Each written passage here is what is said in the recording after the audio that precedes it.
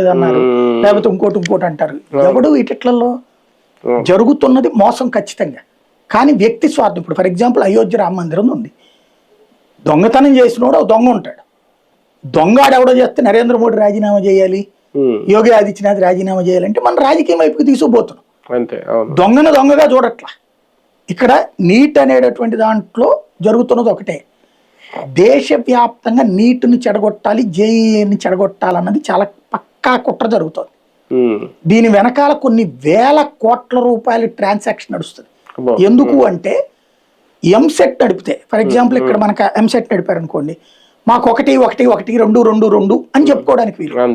నీటిలో వచ్చేటప్పటికి ఇప్పుడు పేపర్లో రాస్తున్నాడు కదా, ఆంధ్రాకి 30వ ర్యాంకు, తెలంగాణకి 40వ ర్యాంకు ఇట్లాగనేసేసి ఈ ర్యాంకులు రాసినప్పుడు అసలు మనం ఫస్ట్ లో ఉండట్ల టాప్ 10 లో.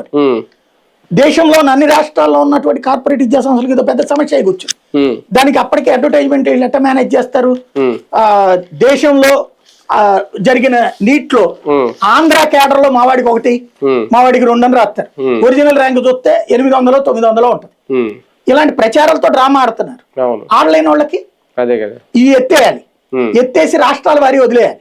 నీట్లోనూ కానీ ఉద్యమం వరకు వీళ్ళు అంతమందిని గ్యాదర్ చేయడమో, తీసుకురావడమో, లేదంటే పార్టీలు మద్దతు ఇవ్వడం, ఆ ఢిల్లీలో నిన్న చేసిన యాజిటేషన్ లో కాక్రోచ్ సక్సెస్